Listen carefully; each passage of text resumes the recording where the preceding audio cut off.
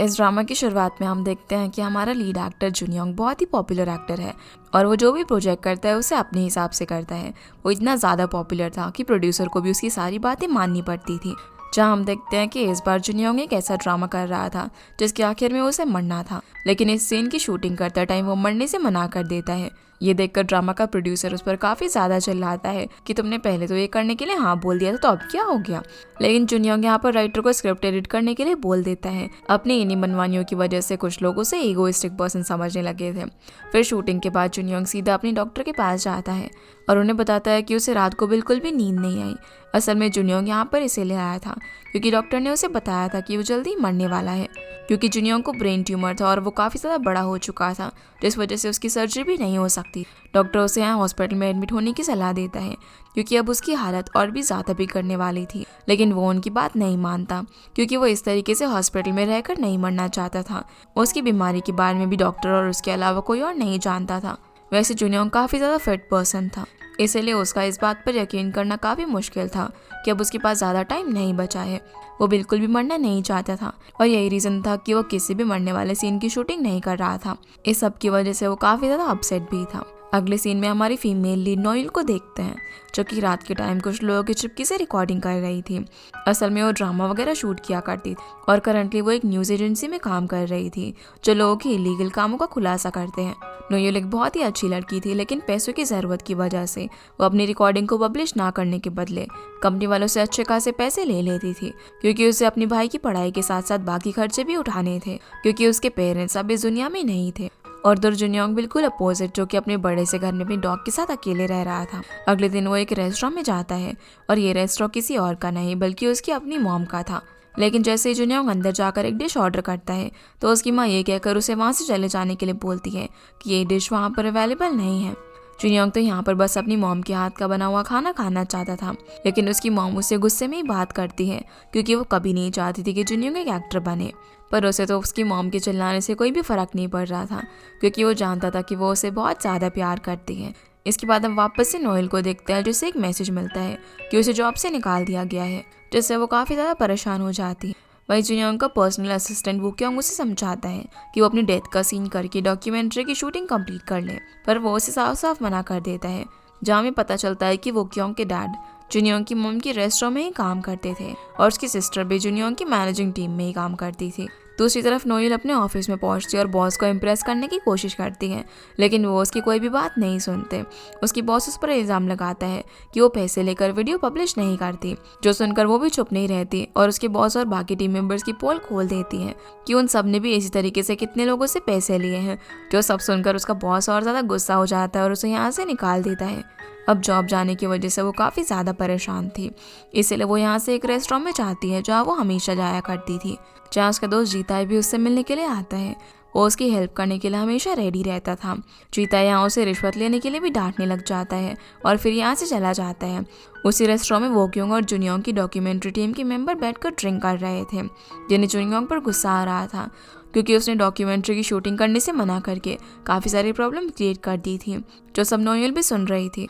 तभी वोक्योंग यहाँ उन लोगों पर जुनयोंग के बारे में उल्टी सीधी बातें करने से गुस्सा करता है, जिनकी बातें सुनकर नोएल उनके सामने ऑफर रखती है कि अगर वो जुनयोंग को ये डॉक्यूमेंट्री करने से मना लेती है तो वो उसे अपनी प्रोडक्शन टीम में जॉब देंगे।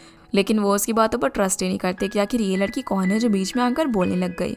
जहाँ इन सब की बातें जीता भी खड़े होकर सुन रहा था। अगले सीन में हारू नाम की लड़की जुनयोंग की न्यूज़ पढ़ रही थी। वो एक बहुत ही फेमस फॉर्मर लॉयर मिस्टर चॉय की बेटी थी, जो कि अब कांग्रेस पार्टी के मेंबर है। हारू को जुनयोंग बहुत ही ज़्यादा पसंद था और वो उसे शादी करना चाहती थी, यहाँ तक कि वो उसके फैन क्लब की प्रेसिडेंट भी थी। सीन अब यहाँ से अगले दिन का आता है जहाँ पर नोएल सच में जुनयोंग के घर पर पहुँच जाती है, जहाँ जुनयोंग का असिस्टेंट उसे नोएल के ऑफर के बारे में बता देता है, लेकिन वो तो उस पर कोई ध्यान नहीं देता। पर नोएल भी वहाँ से नहीं जाती और पूरी रात भर जुनयोंग के घर के बाहर ही बैठी रहती है। अगली सुबह जैसे ही जुनयोंग आइस स्केटिंग के लिए अपने घर से बाहर निकलता है तो नोएल ज़बरदस्ती उसकी कार में बैठ जाती है। ये देखकर वो उसे गाड़ी से उतरने के लिए बोलता है तो वो नहीं उतरती, लेकिन जुनयोंग भी कम नहीं था। वो काफ़ी ज़्यादा फास्ट कार चलाता है, जिस वजह से नोएल को वॉमिटिंग होने लगती है। फिर वो उसे कुछ पैसे देकर रास्ते में ही छोड़कर चला जाता है और उसे दोबारा फिर से उससे ना मिलने के लिए कहता है, जो देखकर नोएल को कुछ भी समझ नहीं आता और वो बहुत ज़्यादा अपसेट हो जाती है। फिर जब जुनयोंग वापस जा रहा था तभी रेडियो पर वो ये न्यूज़ सुनता है कि हाईवे पर किसी लड़की का एक्सीडेंट हो गया है और उसी टाइम स्नोफॉल भी शुरू हो गई थी। ये सुनते ही जुनियोंग तुरंत यू टर्न लेता है और उसी तरफ जाता है जहाँ पर वो न्यूल को छोड़कर चला गया था। अब जब वो न्यूल के पास जा रहा था उस वक्त उसे एक पर्सन का कॉल आता है। जुनियोंग ने यहाँ उसे एक लड़की को ढूंढने के लिए कहा था और ये लड़की कोई और नहीं बल्कि नोयुली थी। वो पर्सन उसे बता देता है कि उस लड़की का पता मुझे चल गया है, लेकिन तब तक जुनियोंग खुद नोयुल को पहचान चुका था। असल में वो उसे काफ़ी टाइम से ढूंढ रहा था, जिसका रीज़न हमें आगे पता चलेगा। और अब वो उसे यहाँ फाइनली दिख ही जाती है। वो भागकर जल्दी से नोयुल के पास जाता है और देखता है कि उसने उसके रोड पर फेंके हुए पैसे भी उठा लिए हैं।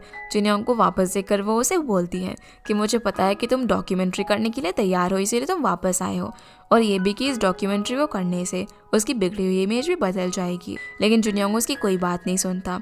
वो सीधे उससे ये सवाल करता है कि तुम जानती हो मैं कौन हूँ। पर नोयुल उसे एक नॉर्मल सा जवाब देती है कि हाँ तुम एक सुपरस्टार हो और सभी लोग तुम्हें जानते हैं। लेकिन उसने ये जवाब एक्सपेक्ट नहीं किया था, इसलिए वो उसका नाम लेकर उस पर जोर से चिल्लाता है कि तुम मुझे इतनी जल्दी भूल गई। जिसके इस एटीट्यूड को देखकर उसे याद आ जाता है कि वो कौन है। यहाँ से फिर हमें कुछ साल पहले का सीन दिखाया जाता है जब नोयुल हाई स्कूल में पढ़ा करती थी। वो हमेशा से ही सबकी हेल्प किया करती थी और ऐसा करने के लिए उसके डैड उसे बहुत डांटने लगते हैं, क्योंकि सबकी फ्री में हेल्प करने की वजह से उनके पास इनफ सेविंग्स नहीं बची थी और इस वजह से उन्हें विंटर्स में भी अपना हॉट डॉग स्टॉल लगाना पड़ता था। जहाँ हम देख पाते हैं कि वो भले ही उसे डांट रहे थे, लेकिन उसके डैड उसे बहुत ही ज़्यादा प्यार करते थे और वो भी उनसे काफ़ी ज़्यादा प्यार करती थी। और नोएल की मॉम की काफ़ी टाइम बीमार रहने की वजह से डेथ हो गई थी। अब उसकी फैमिली में बस उसके डैड और उसका छोटा भाई ही था जो स्कूल के अंदर वो पढ़ती थी। वहीं जुनियोंग भी पढ़ा करता था और ये दोनों क्लासमेट्स थे। लेकिन एक दिन जुनियोंग को स्कूल से सस्पेंड कर दिया गया था क्योंकि उसने एक लड़की को कुछ बदमाश लड़कों से बचाया था और उन लड़कों ने अपनी पैसों की पावर का यूज़ करके उसे सस्पेंड करवा दिया। हाई स्कूल के टाइम पर जुनियोंग के पास ज़्यादा पैसे नहीं होते थे। वो अपनी मॉम के साथ रहता था, जिन्होंने जुनियोंग को बड़ी मुश्किल से पैसे जुटाकर बड़ा किया था। जब ये बात उसकी मॉम को पता चलती है कि उसे स्कूल से सस्पेंड कर दिया गया है तो बहुत ज़्यादा टेंशन में आ जाती है, क्योंकि इससे उसके करियर पर काफ़ी इफेक्ट पड़ सकता था। इसीलिए उसकी मॉम उस लड़की को अपने साथ लेकर प्रिंसिपल के ऑफिस पहुंचती है, जिसकी जुनियोंग ने हेल्प की। लेकिन वो लड़की डर के मारे सच नहीं बताती। इसी वजह से जुनियोंग की मॉम को प्रिंसिपल के साथ हाथ जोड़ के रिक्वेस्ट करनी पड़ती है कि उसे सस्पेंड ना किया जाए, लेकिन स्कूल वाले उनकी बात नहीं सुनते। जो सब देखकर जुनियोंग को बिल्कुल भी अच्छा नहीं लगता कि कैसे कोई अपनी पावर का मिसयूज कर रहा है। इसलिए वो फिर से उन लड़कों की पिटाई कर देता है, जिस वजह से उसे पुलिस पकड़ कर ले जाती है। लेकिन उसके फादर नहीं होने की वजह से वो उसे जेल में नहीं डालते और वार्निंग देकर छोड़ देते हैं। जुनियोंग को यहाँ से ले जाने के लिए वो क्योंग के डैड आते हैं, जो कि उस टाइम पर भी उसकी मॉम के साथ काम किया करते थे। वो क्योंग के डैड, जिनका नाम जोंगसिक है, वो यहाँ पर सभी लोगों को वार्निंग देते हैं कि अगर अब किसी ने भी जुनियोंग को कुछ कहा तो वो उसके डैड को यहाँ पर बुला लेंगे। पर डैड वर्ड सुनते ही जुनियोंग को बहुत ज़्यादा गुस्सा आ जाता है। असल में जुनियोंग अपने डैड के बारे में कुछ भी नहीं जानता था। वो बस इतना जानता था कि मिस्टर चॉय उसके डैड हो सकते हैं, क्योंकि उसकी मॉम अक्सर मिस्टर चॉय की फ़ोटो को लगातार देखती रहती थी। इसके बाद जोंगसिक जुनियोंग को एक रेस्टोरेंट में डिनर के लिए लेकर जाता है, जहाँ वो उसे बता देता है कि मिस्टर चॉय सच में उसका डैड है। वो उसे पूरी बात बताता है कि जब उसकी मॉम एक रेस्टोरेंट में काम किया करती थी, वहीं पर मिस्टर चॉय भी पार्ट टाइम जॉब किया करता था। उस वक्त वो लॉ की पढ़ाई कर रहा था, लेकिन जुनियोंग की मॉम ज़्यादा पढ़ी लिखी नहीं थी। फिर भी उन दोनों को एक दूसरे से प्यार हो जाता है। लेकिन एक दिन चॉय का भाई जुनियोंग की माँ से मिलने के लिए आता है और उसे कहता है कि वो आगे जाकर एक बड़ा लॉयर बनेगा, तो उस जैसी अनपढ़ को उसे दूर रहना चाहिए।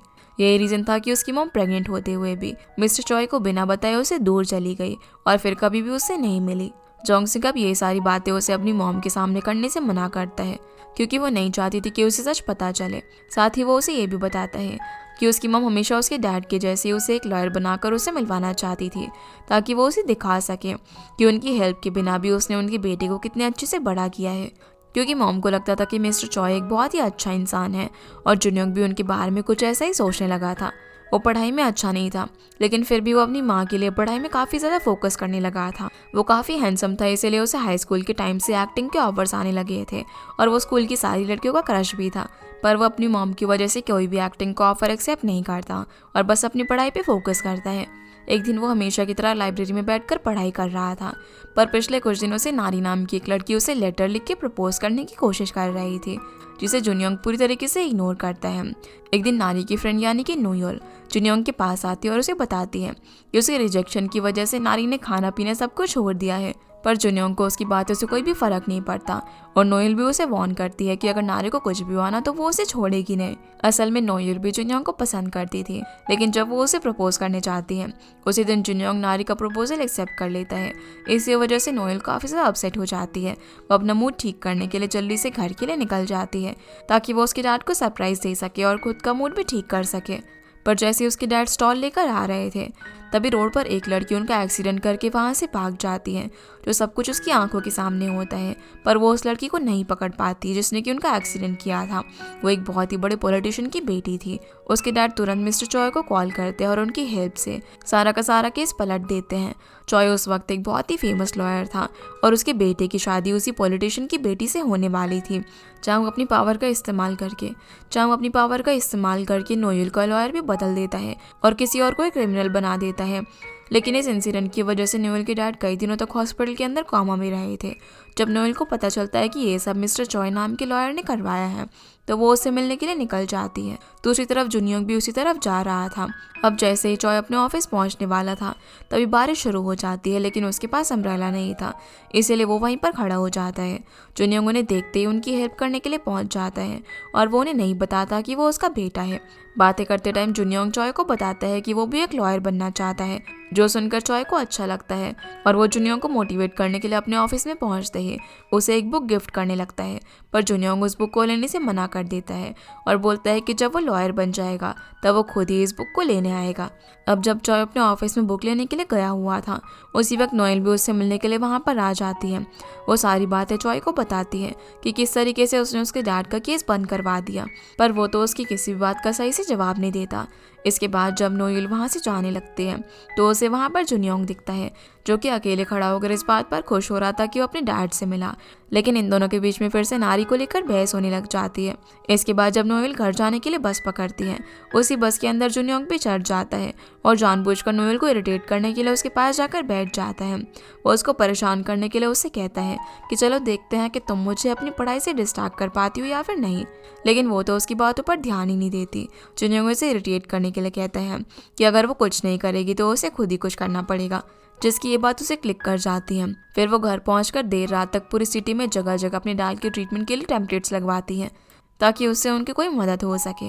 अगले दिन जैसे वो स्कूल जाती है तभी जुनियोंग एक बड़ा सा टेडी बेयर लेकर खड़ा हुआ था, जिसे सबको लगता है कि वो जरूरी नारी के लिए गिफ्ट लाया होगा, जो देखकर नोएल उसे इग्नोर करके वहाँ से जाने लगती है।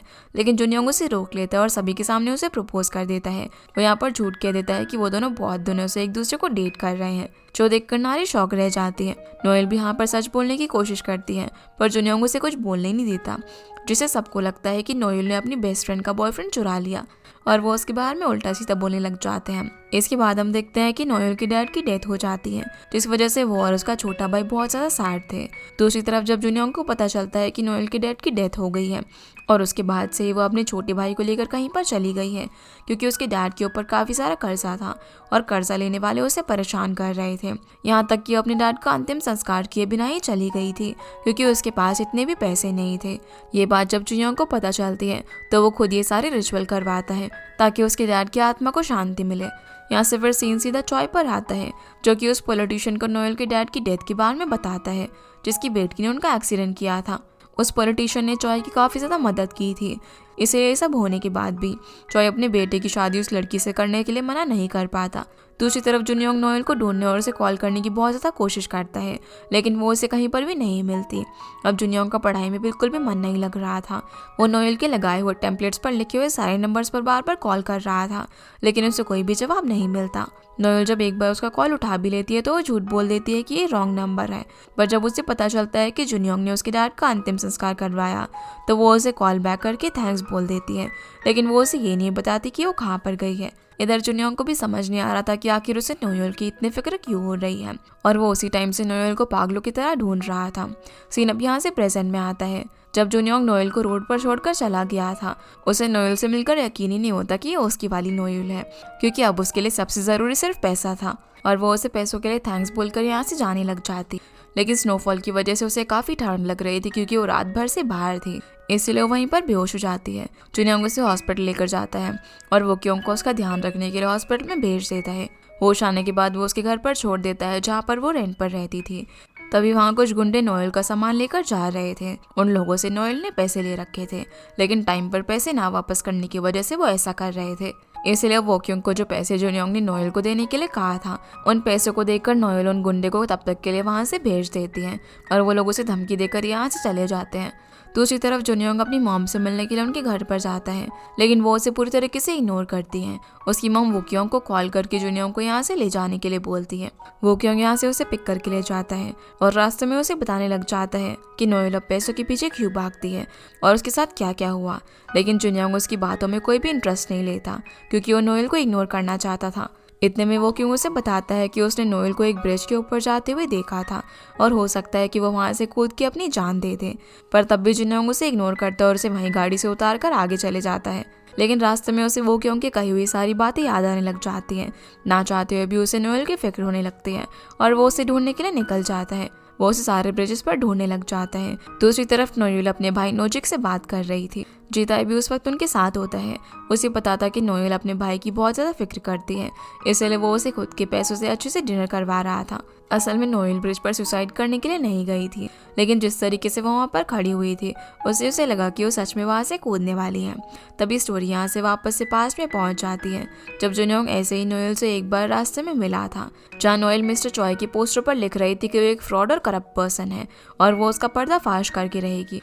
जिनकी ये मुलाकात स्कूल के 4 साल बाद हुई थी, जब नोएल अपने भाई को लेकर वहाँ से भाग गई थी, लेकिन अब वो वापस अपनी फ्रेंड नारी के साथ रहने के लिए आ गई थी। जुनियोंग यहाँ नोएल को बताता है कि उसका लॉ स्कूल में एडमिशन हो गया है।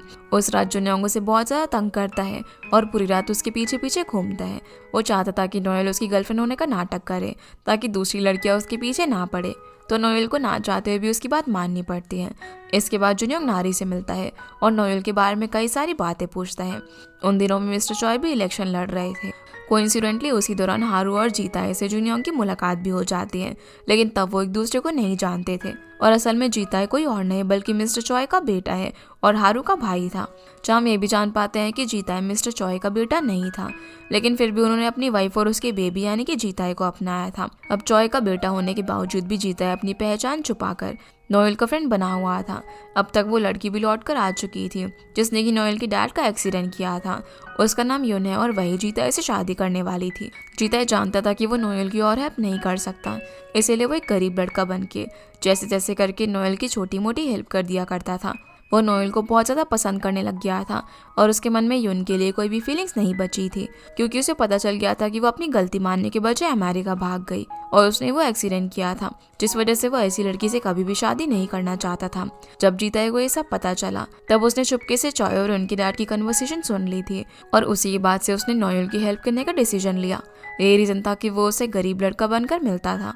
फिर इलेक्शन के दौरान नोएल की यून से भी मुलाकात होती है, लेकिन नोएल उसे पहचान नहीं पाती। अगले सीन में जुनियोंग नोएल को मिलने के लिए बुलाता है, क्योंकि एक लड़की फिर से उसके पीछे पड़ जाती है, जिससे उसका पीछे छुड़ाने में नोएल उसकी मदद करती है और ये दोनों जब एक जगह पर बैठ जाते हैं तो जुनियोंग उसकी गोद में वहीं पर सो जाता है। तो नोएल यहाँ पर पेन से उसका फनी फेस बना देती है। जब वो नींद से जागता है तो नोएल उसे देखकर बहुत ज़्यादा हंसती है, लेकिन फिर एकदम से रोने लग जाती है, क्योंकि वो इस तरह से बहुत टाइम बाद हंसी थी। उस मोमेंट में जुनियोंग को रियलाइज़ होता है कि वो लाइफ टाइम से ऐसे ही नोएल के साथ मस्ती करना चाहता था और हमेशा उसके साथ रहना चाहता था। अगले सीन में हम देखते हैं कि इलेक्शन कैंपेन खत्म होने की खुशी में चॉय अपनी टीम को डिनर के लिए एक रेस्टोरेंट में लेकर जाते हैं, जो कि जुनियोंग की माँ का ही रेस्टोरेंट था, लेकिन वो ये बात नहीं जानता था। वो यहाँ पर चॉय को देखकर पहचान लेती है और किचन में ही छुपकर बैठ जाती है। जब ये सब जुनियोंग को पता चलता है तो वो उसे वहाँ से बाहर निकाल कर लेकर आता है, लेकिन उसकी मॉम चॉय के सामने नहीं आती। बाहर जाकर जुनियोंग अपनी मॉम को बता देता है कि उसे अपने डैड के बारे में सब कुछ मालूम है। इसके बाद सीन यहाँ से नोएल पर आता है, जो कि चॉय का किसी बार वाली लेडी से मिलने का वीडियो रिकॉर्ड कर लेती है। वो अक्सर उस लेडी से मिलने के लिए आया करता था और वो इस वीडियो को पेन ड्राइव में लेकर मीडिया के पास जाने वाली थी। दूसरी तरफ किसी वजह से जुनियोंग का मूड काफ़ी ख़राब था, इसलिए वो नोएल को कॉल करता है, लेकिन वो उसका फ़ोन नहीं उठाती, तो वो खुद ही उससे मिलने के लिए निकल जाता है। जैसे वो नोएल के घर के बाहर पहुंचता है तभी वो चॉय को कॉल करके बताती है कि वो उसकी वीडियो मीडिया को देने के लिए जा रही है और अगर वो ऐसा नहीं चाहता तो वो इलेक्शन से रिजाइन कर दे या फिर उसके डैड के कातिल को सबके सामने लेकर आए, लेकिन चॉय उसे इग्नोर कर देता है। जिसकी ये सारी बातें जुनियोंग सुन लेता है। वो उस वक्त उससे नहीं मिलता और उसका पीछा करने लग जाता है। नोएल अब यहाँ से सीधा मीडिया को पेन ड्राइव देने के लिए निकल जाती है, पर जुनियोंग ऐसा नहीं चाहता था कि सबके सामने उसकी डैड की इंसल्ट हो, क्योंकि अब तक वो यही सोच रहा था कि चॉय एक अच्छा इंसान है। जब नोएल लिफ्ट लेने के लिए रोड साइड पर खड़ी थी, तभी जुनियोंग एक डिलीवरी बॉय से बाइक लेकर वहां पर आता है और नोएल से बैग छीन कर भाग जाता है, जिसके अंदर पेन ड्राइव थी। इसलिए नोएल उससे बैग लेने के लिए उसके पीछे भागती है। तभी साइड से एक कार आ जाती है और नोएल को एक्सीडेंट हो जाता है, जो देखकर जुनियोंग फटाफट से उसे हॉस्पिटल में लेकर जाता है। तभी नारी और नोजिक भी वहां पर आ जाते हैं और अब जुनियोंग को अपने किए पर बहुत ज़्यादा पछतावा हो रहा था। उसे नहीं पता था कि उसकी वजह से नोएल का इतना बड़ा एक्सीडेंट हो जाएगा। वो इस वजह से इतना परेशान था कि वो खुद से प्रे करता है कि नोएल की जान बचने के बदले में गॉड उससे उसका सब कुछ छीन ले, यहाँ तक कि उसकी जान और उसकी सारी खुशियाँ वो नोएल को दे दे। ये पूरा सीन जीताई भी देख चुका था, क्योंकि जब जुनियोंग नोएल से मिलने के लिए पहुंचा, उस वक्त जीताई भी नोएल के बारे में और जानने के लिए उसके घर तक आ गया था और उसने जुनियोंग को नोएल का पीछा करते हुए देख लिया था। यही रीज़न था कि उसे उस पूरे एक्सीडेंट के बारे में पता था। इसके बाद हम देखते हैं कि नोएल की जान बच जाती है, जिसके अगले दिन जुनियोंग अपना लॉ स्कूल छोड़ने का डिसीजन लेता है, क्योंकि अब उसे अपने डैड की रियलिटी पता चल चुकी थी। अब वो अपने डैड की वजह से लॉयर नहीं बनना चाहता था और अपने बारे में ये भी सोचता था कि अगर उस जैसा इंसान लॉयर बन गया तो वो भी शायद लोगों का कुछ अच्छा नहीं कर पाएगा। पर उसके इस डिसीजन की वजह से जुनियोंग की माँ उससे अभी तक नाराज़ थी। स्टोरी अब यहाँ से वापस प्रेजेंट में आ जाती है, जब जुनियोंग नोएल के पास ब्रिज पर जाता है और वो उसे डांटने लग जाता है कि उसके लिए लाइफ कोई मजाक है क्या। नोएल को तो यहाँ पर उसे सच बताने का मौका ही नहीं मिलता कि वो यहाँ पर सुसाइड करने नहीं आई थी। तभी जुनियोंग यहाँ पर उसे अपनी टीम में जॉब दे देता है और डॉक्यूमेंट्री करने के लिए भी मान जाता है, जो सुनकर वो काफ़ी खुश हो जाती हैं। अगले दिन वो रेडी होकर जुनियोंग के घर पर पहुँचती है। वो उसके घर के बाहर खड़ी हुई थी और जुनियोंग उसे अंदर स्क्रीन से देख रहा था। तभी वहाँ पर नारी पहुँच जाती है, क्योंकि वो चाहती थी कि नोएल जुनियोंग के सामने ब्रांडेड इयररिंग्स पहन कर जाए और उसका मेकअप भी नारी ने ही ज़बरदस्ती किया था। बातों ही बातों में ये दोनों लास्ट डे सुसाइड वाले सीन के बारे में बात करने लग जाते हैं, जो सुनकर जुनियोंग को गुस्सा आ जाता है कि नोएल ने उसको सच नहीं बताया। इसलिए वो उसके बार बार डोर बजाने के बाद भी दरवाज़ा नहीं खोलता, लेकिन फाइनली फिर वो दरवाज़ा खोल देता है और नोएल को बोलता है कि अब वो डॉक्यूमेंट्री नहीं करना चाहता। वो यहाँ पर उसे सॉरी भी बोलती है, लेकिन वो उसकी बात नहीं सुनता, जिस वजह से नोएल को उस पर गुस्सा आ जाता है और वो उसको लात मार देती है। जुनियोंग का डॉग भी यहाँ पर पास ही में खड़ा हुआ था और उसे नोएल का जुनियोंग को लात मारना बिल्कुल भी अच्छा नहीं लगता और नोएल को काटने के लिए उछल पड़ता है, जिससे डर के मारे वो तो यहीं पर बेहोश हो जाती है। तो जुनियोंग अब उसे घर के अंदर लेकर आता है, जहाँ वो देखता है कि नोएल की बॉडी पर अजीब से मार्क्स आ जाते हैं। इसीलिए वो अपने डॉक्टर को बुलाता है, जहाँ डॉक्टर उसे बताता है कि उसे डॉग से एलर्जी है, जो सुनकर वो अपनी डॉग को घर के बैकयार्ड में बांध देता है, जबकि उसने आज तक उसे घर के अंदर ही रखा हुआ था। दूसरी तरफ जब जीताई अपने घर पहुंचता है, तभी यून भी वहाँ पर आ जाती है और उसने यहाँ पर सबके लिए डिनर बनाया हुआ था। पर जीताई पहले ही जॉय और अपनी मॉम को बोल चुका था कि वो यून को पसंद नहीं करता और उससे एंगेजमेंट नहीं करना चाहता, लेकिन वो लोग उसकी बात नहीं मानते, क्योंकि यून एक अमीर घर की लड़की थी और उसके डैड ने ही जॉय को इतना बड़ा अमीर आदमी बनाया था। फिर जब जीताई उनसे मिलता है तो वो उसे क्लियरली बोल देता है कि वो उसे तब तक छोड़कर नहीं जाएगा जब तक वो खुद उसे नहीं छोड़ देगी, जिसकी इन बातों से वो समझ गई थी कि वो अब उससे प्यार नहीं करता, लेकिन वो उसे काफ़ी ज़्यादा प्यार करती थी, इसलिए उसे बिना प्यार के भी उसके साथ रहना मंजूर था। दूसरी तरफ जैसे ही नोएल को होश आता है, तब जुनियोंग फिर से डॉक्यूमेंट्री करने के लिए मान जाता है। अब जॉब मिलने की खुशी में नोएल जीताई को कॉल करती है, लेकिन जब उसे पता चलता है कि ये जॉब उसे जुनियोंग के यहाँ पर मिली है तो वो थोड़ा सा अपसेट हो जाता है। अगले दिन फिर जुनियोंग अपने घर की बहुत अच्छी से सफाई करता है, क्योंकि वो नहीं चाहता था कि उसकी डॉग की बालों की वजह से नोएल को फिर से एलर्जी हो जाए। इधर नोएल को फिर से उसके पहले वाले बॉस का कॉल आता है। वो उसे हाई सैलरी के साथ परमानेंट जॉब देने को ऑफर देता है और वो ये सब जीताई के कहने पर कर रहा था, क्योंकि वो नहीं चाहता था कि नोएल जुनियोंग के साथ काम करे। लेकिन नोएल ये जॉब एक्सेप्ट नहीं करती और यहाँ से चली जाती है। यहाँ से फिर हमें पता चलता है जब जुनियोंग नोएल के हाथ से बैग छीनकर भाग गया था, तभी जीताई ने उसके बारे में इन्फॉर्मेशन निकलवाई और उसे पता चला कि वो उसका स्टेप ब्रदर है। इसीलिए उसने जॉय को बचाने के लिए नोएल की जान खतरे में डाल दी। इन्हीं रीजंस की वजह से वो चाहता था कि नोएल उससे दूर रहे। आगे हम देखते हैं कि अचानक से जुनियोंग की तबीयत खराब हो जाती है। अब उसकी डिजीज़ की सिम्टम्स और भी बिगड़ने लग गए थे। वो बहुत ज़्यादा परेशान हो जाता है, लेकिन वो ये नहीं चाहता था कि आज ही उसके साथ ये सब कुछ हो, क्योंकि आज नोएल उससे मिलने के लिए आने वाली थी। लेकिन फिर उसे याद आता है कि उसने सालों पहले से ही नोएल की जान बचाने के बदले में अपनी जान तक देने का प्रॉमिस किया था। वो फिर यहाँ से सीधा अपने डॉक्टर से मिलने के लिए जाता है, जहाँ डॉक्टर से फिर से एडमिट होने के लिए बोलते हैं, लेकिन वो उनकी बात नहीं मानता। वो नहीं चाहता था कि उसकी वजह से किसी को भी परेशानी हो, इसीलिए वो ये बात अब भी सबसे छुपा कर रखना चाहता था। वो डॉक्टर को बस पेन किलर्स लिखने के लिए बोल देता है। जैसे ही वो हॉस्पिटल से जा रहा था तो चॉय की वाइफ उसे पहचान लेती है। वो जानती थी कि जुनयोंग चॉय का बेटा है, लेकिन उसने ये बात चॉय से छुपा कर रखी। सीन अब यहाँ से हारू पर आता है, जहाँ उसे और उसकी फैन क्लब टीम को पता चलता है कि जुनयोंग की टीम में एक और नई लड़की यानी कि नोयुल आई है, जो कि अब हर वक्त उसके आसपास रहेगी। तो हारू उसके बारे में पता लगाने लगती है। वो जिस रेस्टोरेंट में अपनी फ्रेंड्स के साथ ये सब डिस्कस कर रही थी, उसी रेस्टोरेंट में नोजिक पार्ट टाइम जॉब करता था। वो ये सारी बातें सुन लेता है और हारू से पूछता है कि वो नोयुल के बारे में जानना चाहती है, और उससे यहाँ पर उसका नंबर ले लेती है। सीन अब यहाँ से जुनयोंग पर आता है, जहाँ जिस डॉक्यूमेंट्री को करने के लिए जुनयोंग ने हाँ कहा था, उसका कॉन्सेप्ट भी लाइफ और डेथ पर बेस्ड था। जब उसी बात पता चलती है तो वो गुस्सा हो जाता है, लेकिन फिर नोएल के लिए वो हाँ कर देता है। अब शूटिंग शुरू होती है और नोएल सबसे पहले उसे सवाल करती है कि मान लो तुम्हारे पास जीने के लिए कम टाइम बचा हो तो वो सबसे पहले क्या चीज़ करेगा, जिसके जवाब में वो उसे सीधा बोल देता है कि अगर मेरे पास सिर्फ 3 महीने बचे हो तो क्या तुम तब भी मुझे डेट करोगी। ये सुनकर सभी लोग शॉक हो जाते हैं और ये एपिसोड यहीं पर ख़त्म हो जाता है। तो गाइस, ये थी आज की वीडियो एंड आई होप आप लोग को ये वीडियो पसंद आई होगी। तो इस वीडियो को लाइक कर चैनल को सब्सक्राइब ज़रूर कीजिएगा। आपसे फिर मिलते हैं इस ड्रामा के अगले एपिसोड में। तब तक के लिए गुड बाय।